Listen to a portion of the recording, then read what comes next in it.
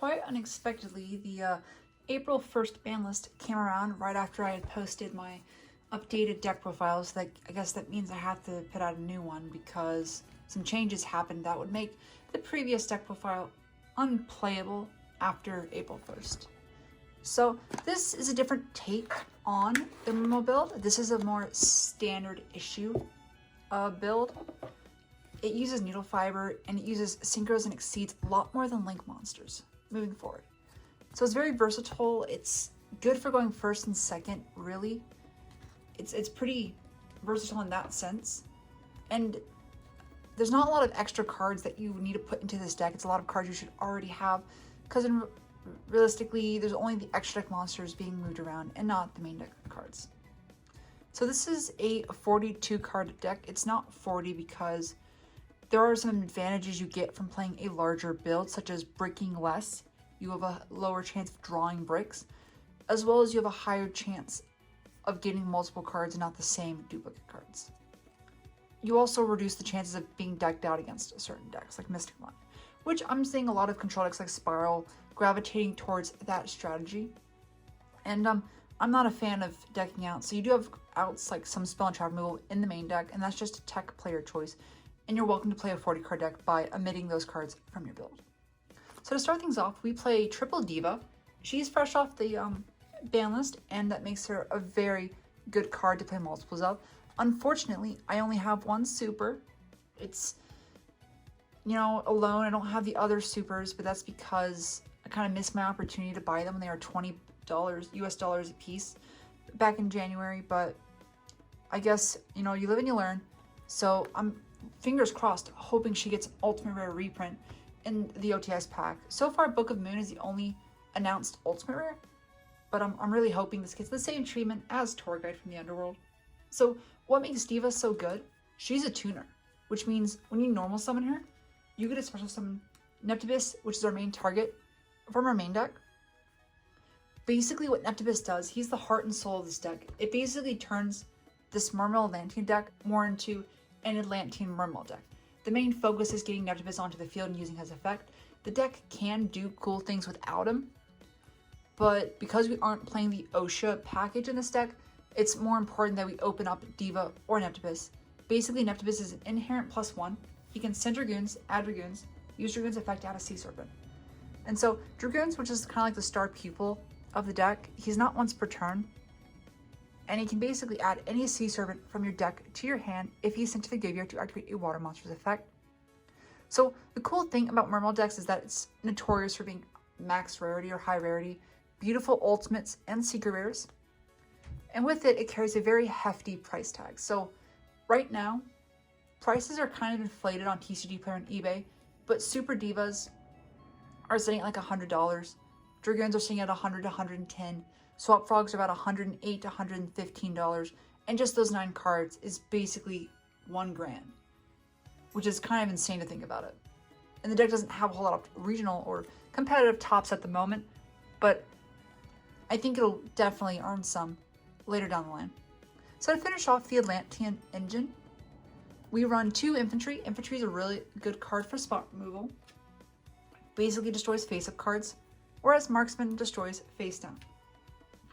These cards also have secondary effects, such as infantry, who can grant you an additional normal summon for a level 4 lower sea serpent, whereas marksman, if it attacks or deals battle damage, you can special summon a level 4 lower sea serpent Atlantean monster from your deck. So that's it for the Atlanteans. I would consider these 2 also Atlanteans because they're sea serpents and they're searchable off of the dragoons. So Lappis Dragon is a tuner that's searchable, summons from your hand, and makes needle fiber and level 6 synchro monsters, whereas Moulinglacia is just a level 8 sea serpent with pretty high attack points, which is part of the hand looping strategy. It's very consistent to summon Moulinglacia out, so I highly recommend you play it and do not cut it from your build moving forward. Moving on to the Mermail portion of things, it's a lot smaller than I used to play, but it's still kind of big. So to start things off, we play 3 Teus for our Mermails. This card, when you can use it from your hand to discard a card, you typically want to discard your Atlantean cards to trigger their effects, but basically when it's summoned using its effect, you search for a level 4 or lower Mermail monster. To accompany the shark, we have 2 Megalo. We choose to run less than 3 because while Megalo is a really good boss monster for the deck, if you were to consider it that, you do need 2 waters in your hand to discard it. He searches an Abyss Sphere or an Abyss spell or trap card, so he's good in that sense for setting up your turn going first. For the tiny ones, we play 1 Pike, 1 Turge. This is because these cards are needed in your standard combo to play around Nibiru, especially Pike. Turge is there kind of as a second Pike / resource recycler.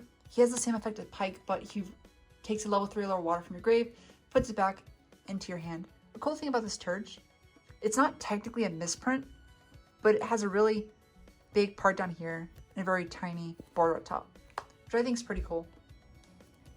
And for the tiny one-ofs, we play 1 Abyssland, 1 Abyss Gund.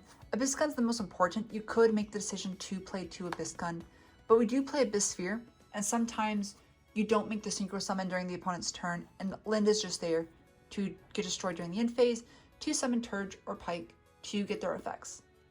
So that's it for the Mermail lineup. It's a lot smaller. If you were to cut specific cards, I would remove Turge and Lind, but they do have their uses in this deck. So for the last water engines, we're still going to play the Swap Frog despite Toadally Awesome getting put back to 1 or put down to 1. That's because Swap Frog is more than just Toadally Awesome. While we still continue to play Toadally Awesome in this build, Swap Frog's main use is to link, climb, and act as a level 2 extender to make Synchro summons during the opponent's turn and your turn as well. But his ability to just summon Toadally Awesome if you open it and you absolutely brick everywhere else is something that's too good to pass up at the moment. So we're going to go ahead and keep Swap Frog in this build. But I don't think we'll ever play Dupe Frog or anything more than that at the moment. So for the last monsters, we choose Jet Synchron as our official needle fiber target. You're welcome to play Fishborg Launcher, but just keep in mind Fishborg Launcher locks you into water synchro monsters. I constantly forget this and overlook it. And so I always make Omega with this when you really can't. So Glow Ball was our first pick, but that card got banned, so we're using Jet Synchron as our main target. You can also summon Diva or any other level 1 tuner, but Jet Synchron is important because it acts as an extender by discarding a card to revive himself. But just keep in mind, he sends for his effect, not discards, so you will not be able to trigger Abyss Gund. For our hand traps, 2 Ash, 2 Gamma Seal. You could play whichever option you want, but some of our toughest matchups, we need Gamma Seal to out like Winda, and Ash Blossom's just there because it hits every single deck, pretty much. And being able to stop your opponent's momentum without, losing the turn next turn, or losing the game next turn is pretty good. So that's it for monsters. For spells, of course we play 3 Call by the Grave. This card's more important now than ever before, because hand traps like Ash Blossom and Permanence affect Veiler. Well, impermanence we can't really stop, but this card just helps Diva resolve.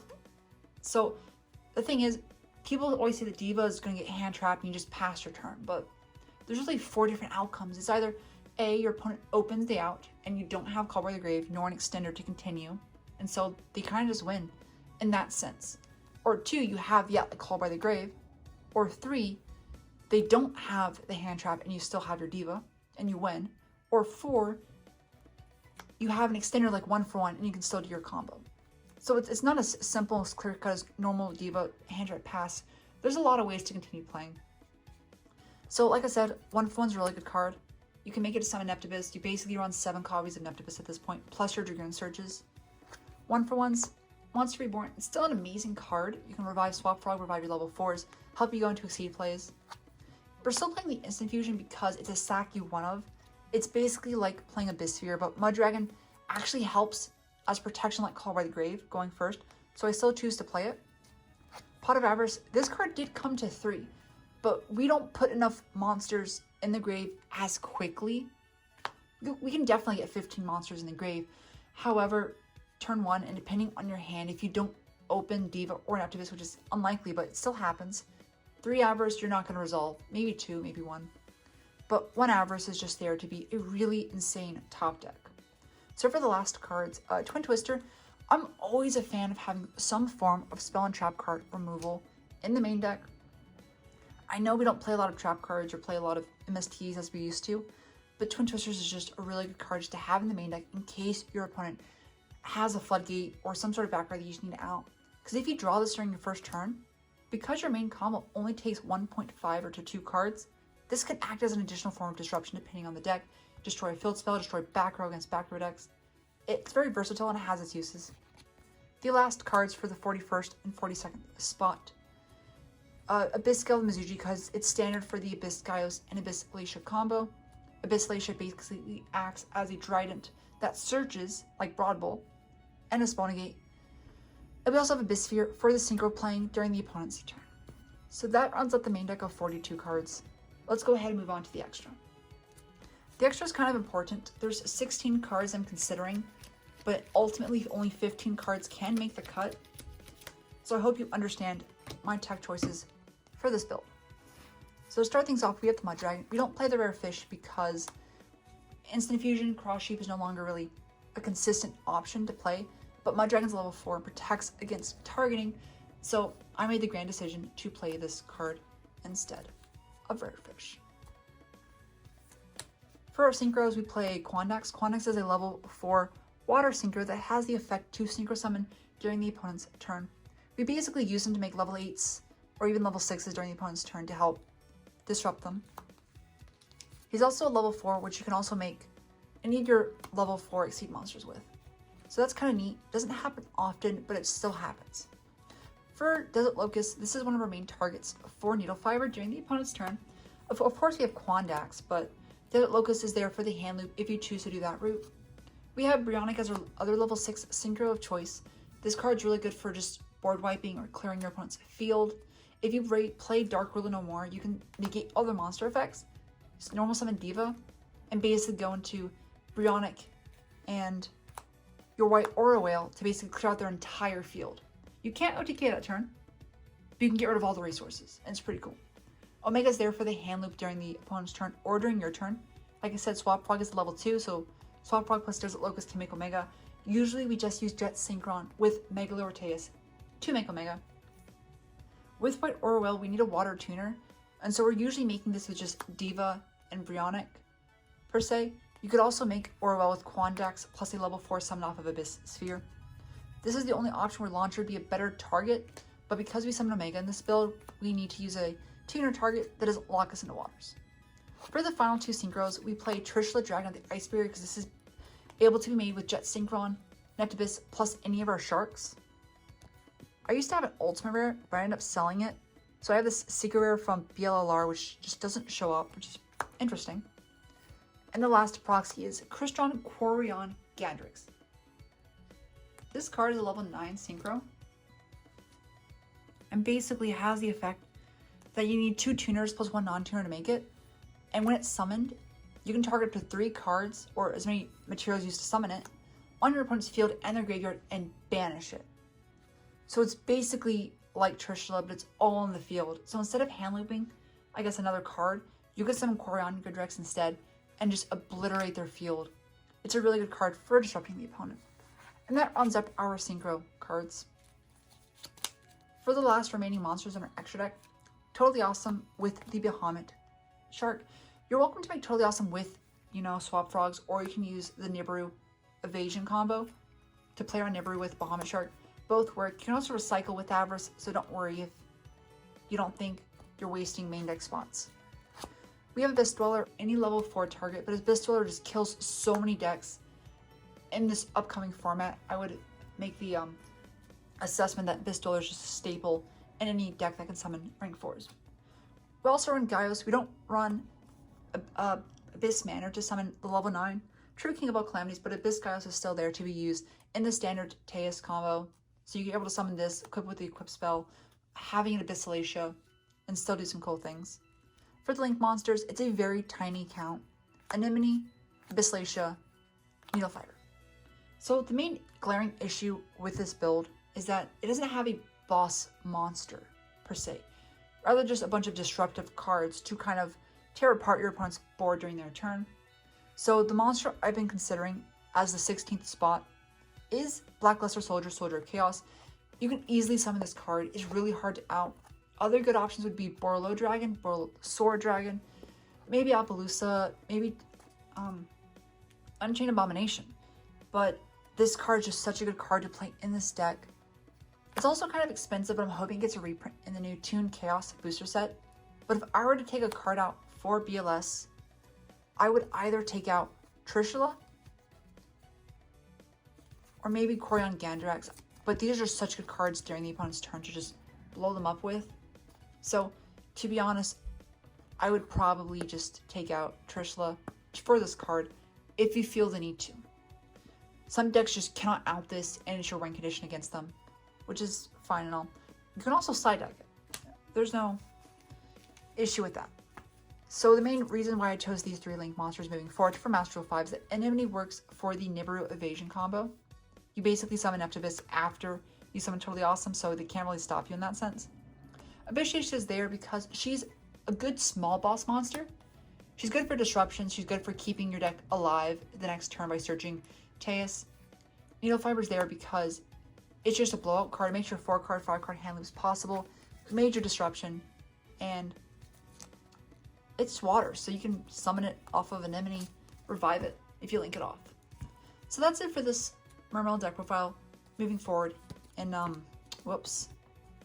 for April 1st and onwards. I hope it doesn't disappoint you. I've kind of been thinking about this particular build for a while. Some cards are still up for debate, like Lind, because Lind doesn't really have a whole lot of uses besides being a target for Pike if you open Gun and Marksman. Also being summonable off of Sphere, so you can resolve Turge and Pike during the end phase if you don't, Synchro summon. And there's other things that she does, but she's not a necessity. You could play a second Gun or Dyne, but Lind's good for defense in case you want to summon it off of Moulinglacia, etc. I think I'll try my hand at an extravagant OTK build the next time. Until then, hope you guys enjoy playing this deck. Having a blast playing it. I think you will too.